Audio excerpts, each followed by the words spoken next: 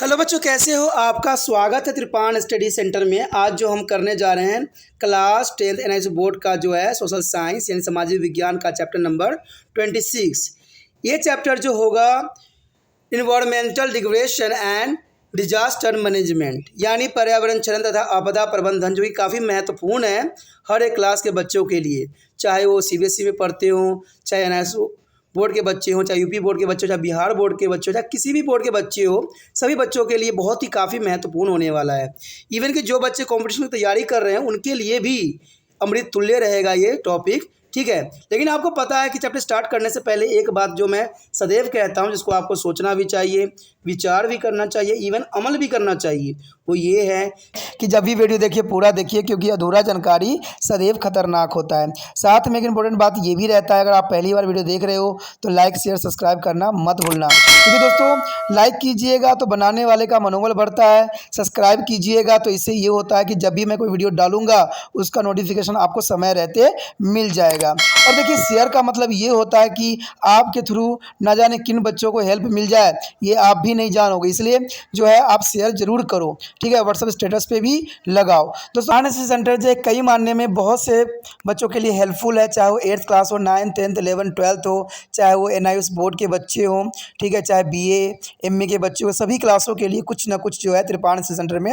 उपलब्ध है। तो इसलिए आपके लिए ज़रूरी है कि आप सब्सक्राइब करके इसको चैनल को जो है सेव कर लो, नहीं तो बाद में अगर रिसर्च करोगे तो शायद आपको ये चैनल प्राप्त ना हो। तो इसलिए सोचना नहीं, विचार नहीं करना है, सब्सक्राइब करके जो है अपने पास सेव करना है। दोस्तों ये तो बात था आपके लिए, लेकिन आप देखते हैं हमारा आज टॉपिक क्या है। Our next topic is the most important here, implication of the environmental degradation. This is the most important implication of environment degradation here. The degradation of environment is thus a very serious concern here, and it is the occurring of primarily due to extensive and riskless exploitations and unscientific management of their natural resources here. In fact, it has emerged as a global challenge for all the countries of the world.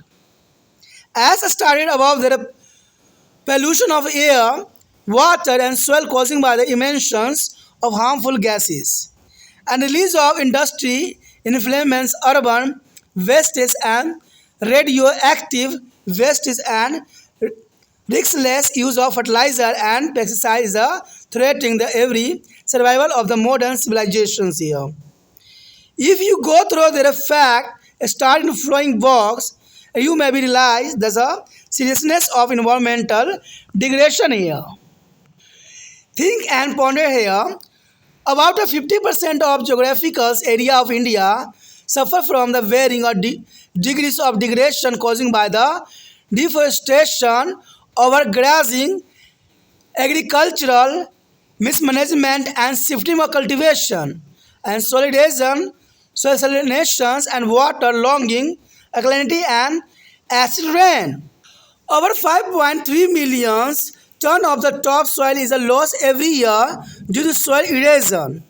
It's important here. Over 5.3 million ton of the topsoil is lost every year due to soil erosion. The average soil loss are estimated to be over 16 tons per hectare and per year, which is translate into approximately 1 millimeters each year of 1 centimeter. Every decline it will take a natural about 1,000 years to form of 1 centimeter of soil. Know that is important. The production of cereals will be dropped or remarkable due to the global warming, and scientists around the world are getting increasingly alarmed over to the global warming as an impact of human health. The warming climate is responsible for a spread of serious infection diseases here, an increasing of temperature and is lengthening of growing season of some crops here. And Himalayan glaciers are melting. The rivers are migrating to Himalaya will be get dry. This is the most important point here. One of the major cases of environmental degradation is the generation of soil wastes. You know that all over to the world people throw away to 1,000 million ton of solid waste annually. If you pile up all this at sea level in the shape of a cone and parameter with the circular base of 1 kilometers region, its a peak would be a higher than a Mount Everest. There is a Mount Everest, and so we are creating at least one Mount Everest of rubbish of material every year. We can save our environment from degradation at the same time. Create wealth is a three ways. First of all, here recycling. Second, here reusing, and third, here reusing. There is a most important method here. Here, saving of environment, there are recycle, reduce. There are organic waste such as the banana, peels, eggs, shells, and the leftover of vegetable, the oil, the paper save trees.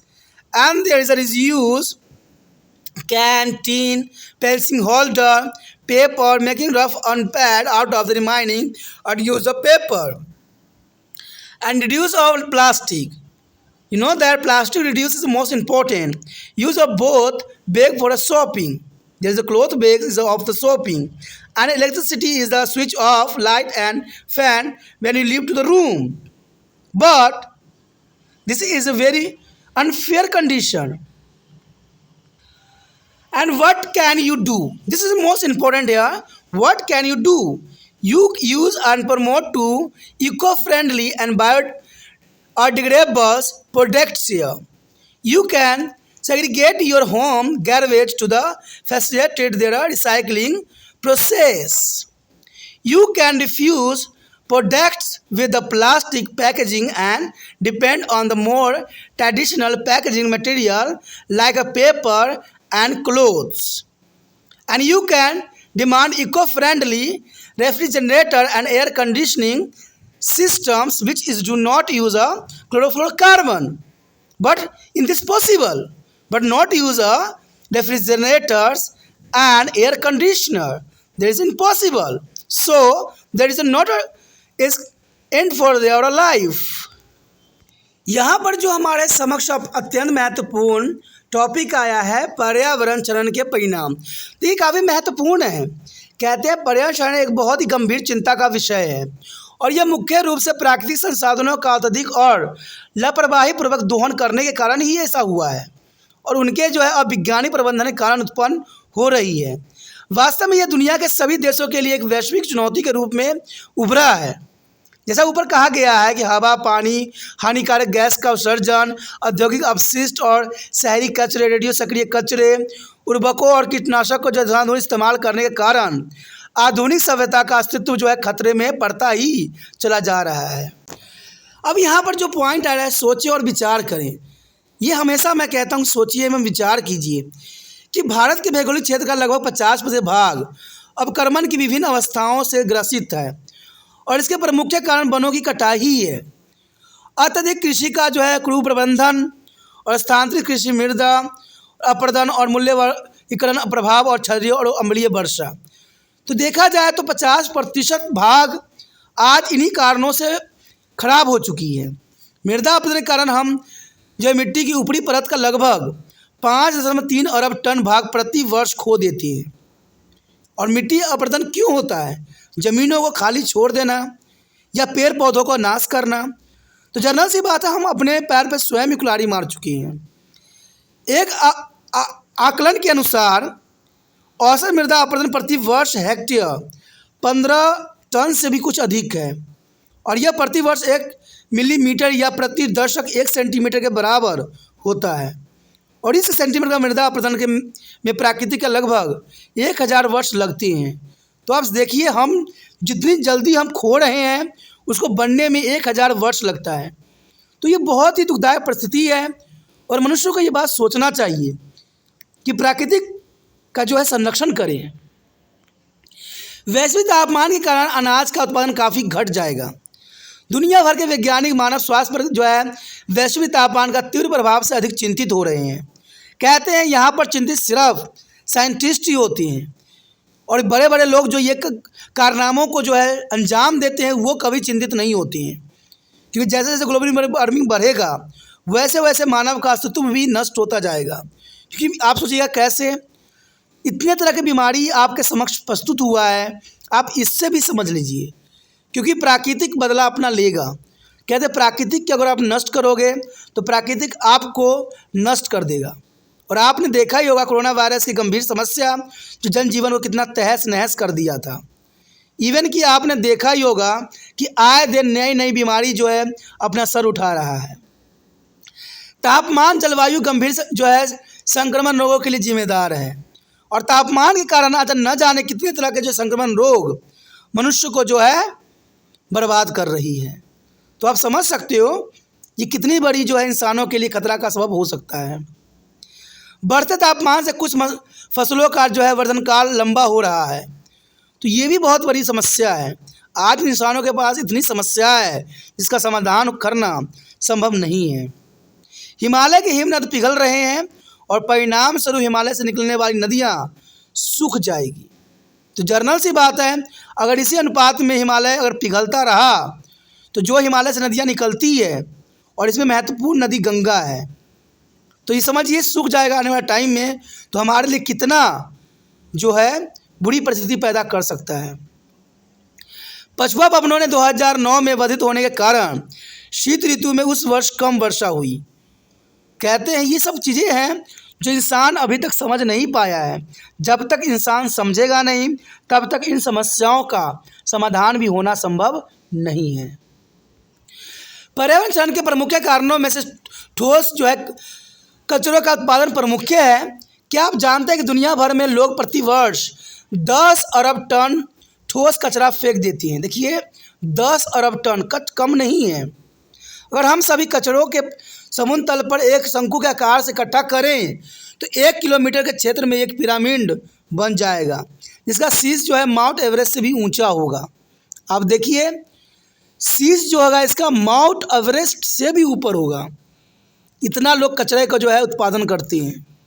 ये बहुत ही चिंता का विषय है कि mount Everest जो सबसे बड़ी ऊंची चोटी है उससे भी बड़ा जो है कचरा का ढेर लग जाएगा। इस तरह से हम प्रतिवर्ष जो है कूड़े कचरे का जो है माउंट एवरेस्ट बना रहे हैं। आप समझ सकते हो कि कूड़े कचरे का हम माउंट एवरेस्ट बना रहे हैं। हम इतने मात्रा में कूड़े करकट उत्पादन कर रहे हैं जो हमारे लिए आने वाला जीवन के लिए बहुत ही समस्या का सबब बन सकता है। हम वस्तुओं के पुनः चक्रण, दोबारा उपयोग, प्रयोग और उपयोग को घटाकर न केवल जो धनोपार्जन कर सकते हैं जब बल्कि अपने पर्यावरण का संरक्षण भी बचा सकते हैं। और ये काफ़ी महत्वपूर्ण है। अब देखिए इसके लिए हम 3 R का उपयोग कर सकते हैं, रिड्यूस, रीयूज़ एंड रिसाइकल, यानी पुण्य चक्रण, पुण्य उपयोग, उपयोग घटाना। जैविक कचरा जैसे कि छिलके, अंडे, छिलका और बची खुची सब्जियां मृदा की उर्वरकता बढ़ाएगी। तो इसको जो है मिट्टियों के लिए पुण्य रख देना चाहिए। कागज़ पेड़ों का संरक्षण कीजिए। पुण्य उपयोग का मतलब है बाल्टी, डिब्बे, टीन, पेंसिल बॉक्स, कागज़, बचे हुए कागज़ों का रफ पैड बनाया जिसका प्रयोग नहीं हुआ है। तो ये संरक्षण के आप सोचिएगा कि छोटे छोटे कार्य करके हम पर्यावरण को संरक्षित कैसे कर सकते हैं। दोस्तों छोटे छोटे कार्य करने से ही बड़ा कार्य होता है, ठीक है। अब देखिए उपयोग घटाना। प्लास्टिक हमारे जीवन के लिए सबसे बड़ी समस्या है और आप सोचते होंगे कि सरकार इस पर बैन क्यों नहीं लगाती है। तो मैं आपको बता दूं कई शहरों में इस पर बैन लगी हुई है, लेकिन इसका जो है उन्हीं शहरों में धड़ल्ले से उपयोग हो रहा है। तो आप सोचिएगा कि बैन किस काम का। तो दोस्तों बात वहीं पे आ जाती है। सरकार राज्यों में बैन करने के जगह पर अगर इसकी फैक्ट्री ही बंद कर दे तो कितना अच्छा रहेगा। तब लोगों तक पहुंचेगा नहीं या लोगों को जो है दूसरा मार्ग ढूंढना पड़ेगा। लेकिन सरकार बंद करे क्यों? आपको पता है कि प्लास्टिक जो है विश्व स्तर पर एक बहुत ही घातक पदार्थ है, क्योंकि ये इसका जो है कभी विनाश नहीं किया जा सकता। और आपने देखा होगा आए क्षेत्र में प्लास्टिक के लिफाफे नज़र आएंगे ही आएंगे। और सिर्फ एक राज्य में बैन करने से इसका कोई समाधान नहीं है। इसको इंडिया के हर एक क्षेत्र में बैन करना है, वो भी सख्ती के साथ। मैं तो कहता हूँ अगर इसके फैक्ट्री ही अगर बंद कर दिया जाए तो जर्नल सी बात है ये हमारे देश से ही गायब हो जाएगा। लेकिन सरकार ऐसा क्यों करेगी? सरकार अगर अच्छा कदम उठा लेगी तो उसको इलेक्शन में हार जो हो जाएगी। आज कहते सरकार भी बड़ी सोच समझ के आगे बढ़ती है। उनको डर होता है कि कोई अगर फैक्ट्री बंद मैं कर दिया और कहीं बड़े बड़े कंपनी वाले मुझे इलेक्शन में पैसा न दिए तो हो सकता है कि मेरी हार हो जाए, क्योंकि इतने सारे एडवर्टाइजमेंट देखिए टीवी पे आए दिन चलते रहते हैं, इतने करोड़ के सभाएं होते हैं, तो वो पैसा क्या मंत्री जी के जेब से आते हैं? क्या मंत्री जी के इतने तनख्वाह होते हैं? अरबों रुपये तनख्वाह होते हैं एक महीने की, जो इतने इतने बड़े बड़े सभा हुआ कर रहे होते हैं। ये सारे पैसे ब्लैक मनी होती है, और ये सारे पैसे जो होते हैं बड़े बड़े इंडस्ट्रीज लोग वाले देते हैं। तो इसमें मैं आम लोगों को नहीं कहूँगा गलती यहाँ पर सरकार की है कि अगर सरकार फैक्ट्री बंद कर देती है तो जनरल सी बात है, ये सदैव के लिए जो है प्लास्टिक यहाँ से ख़त्म हो जाएगा। सिर्फ दिखावी नाटक नहीं करना है कि हम किसी क्षेत्र में बैन कर दिया है और लोगों से पैसा वसूलने के लिए जो है बैन क्षेत्र में जाइए, अगर एक भी लिफाफा मिल गया तो डंडे की बरसात हो गई और जेब ढीला हो गया। तो ये करके कोई भी कामयाबी की सीढ़ी नहीं प्राप्त किया जा सकता, क्योंकि आज प्लास्टिक के कारण ही जो देश में जो है बहुत काफ़ी कचरा फैला है।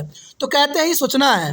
अब देखिए बिजली, जब आप कमरे से बाहर जाएं तो पंखा और बिजली को उपकरण बंद कर दें, लेकिन जिस क्षेत्रों में बिजली फ्री है वहाँ के लोगों को सरकार ने सोच ही बदल दी है। सरकार ने ये कहा कि भाई फ्री का बिजली है, जितना मर्जी चलाइए, हम तो खुद ही बनाते हैं बिजली और बिजली तो हमें फ्री का मिल रही है। यही आपको भी विचार लग रहा होगा। पहले जब बिजली की अच्छी खासी बिल आते थे, क्योंकि आपको एक बात बता दूं मैं, कोई भी आम गरीब बंदा या मिडिल क्लास के लोग बिजली का अगर उपभोग करेगा भी तो करेगा 200 यूनिट, 300 यूनिट कोई भी गरीब बंदा या कोई भी मिडिल क्लास के लोग यूज़ नहीं करता है। तो सरकार ने जब 300-400 यूनिट फ्री कर दिया है तो इसका मतलब है कि आप फ्रिज चलाओ, कूलर चलाओ, ठीक है, पंखे चलाओ, बल्ब जलाओ, आपका 300 यूनिट कभी भी नहीं पहुंचेगा। चाहे आप दिन भर चलाते रहो, कोई असर नहीं पड़ेगा। तो सरकार ने सबसे बड़ा जो है देश को नष्ट करने का जो है यहाँ पर बना दिया है, वो सबसे बड़ा खतरनाक है। क्योंकि लोगों को पहले बिल की बिजली भरना पड़ता था, पैसे लगते थे, तो लोग क्या करते थे, फटाक से बॉल या पंखा या टीवी बंद कर देते थे और कहते थे भाई क्यों मेरा पैसा बढ़ा रहा है। लेकिन आज गरीब लोग, मिडिल क्लास के लोग अब ऐसा सोच ही नहीं रहे हैं। उनको तो अब ये लगता है कि कोई बात है, सरकार ने फ्री किया हुआ है, और फ्री का चीज़ का इस्तेमाल कैसा होता है आपसे अच्छा कोई नहीं जानता। तो समझिए ये सारी बातें घूम फिरा के जो है सरकार के ऊपर ही आता है। सरकार सिर्फ अपना जो है सत्ता बनाए रखने के लिए हर संभव वो गलत कदम उठा रही है जो उसको उठाना नहीं चाहिए, और ये देश के लिए बहुत ही दुर्दायक परिस्थिति पैदा कर सकती है आने वाले समय में। अब देखिए आप क्या कर सकते हैं इसके अंतर्गत, हमारा भी कुछ दायित्व बनता है। आप परितोषित एवं जैव निम्नीकरण वस्तुओं का उपयोग कर सकते हैं एवं उनके प्रयोग का बढ़ावा भी दे सकते हैं। तो कहते हैं हम उपयोग तो करते हैं, लेकिन कौन समझाए उन लोगों को। आप पुनर्चक्रण प्रक्रिया को आसान बनाने के लिए अपने घर के कचरे को अलग अलग कर सकते हैं, जो आज हर एक क्षेत्र में हो रहा है। ये बहुत ही अच्छा कदम उठाया गया है शहरों में। आप प्लास्टिक पैकिंग के उत्पादन को मना कर सकते हैं। अब देखिए प्लास्टिक पैकिंग हमारे बस में नहीं है, ये सरकार के बस में, ये आम व्यक्ति कुछ नहीं कर सकता। अगर ये बात सरकार को समझ में आता है तो प्लास्टिक पैकिंग जो उत्पादन को ही घटा दिया जाए और कागज़ और कपड़े की तरह अधिक परंपरागत पैकिंग सामग्री पर निर्भर कर सकते हैं। तो ये काफ़ी महत्वपूर्ण है। आप परितोषित रेफ्रिजरेटर एयर कंडीशनर की मांग कर सकते हैं जिसमें CFC का उपयोग नहीं होता है। CFC देखिए, CFC सभी में होता है। रेफ्रिजरेटर का अगर आप उपयोग ही बंद कर दें, एयर कंडीशनर की बंद कर दें, तो हो सकता है कि जो है क्लोरोफ्लोरोकार्बन की जो मात्रा हमारे वातावरण बन रहा है उससे जो है बचाया जा सकता है।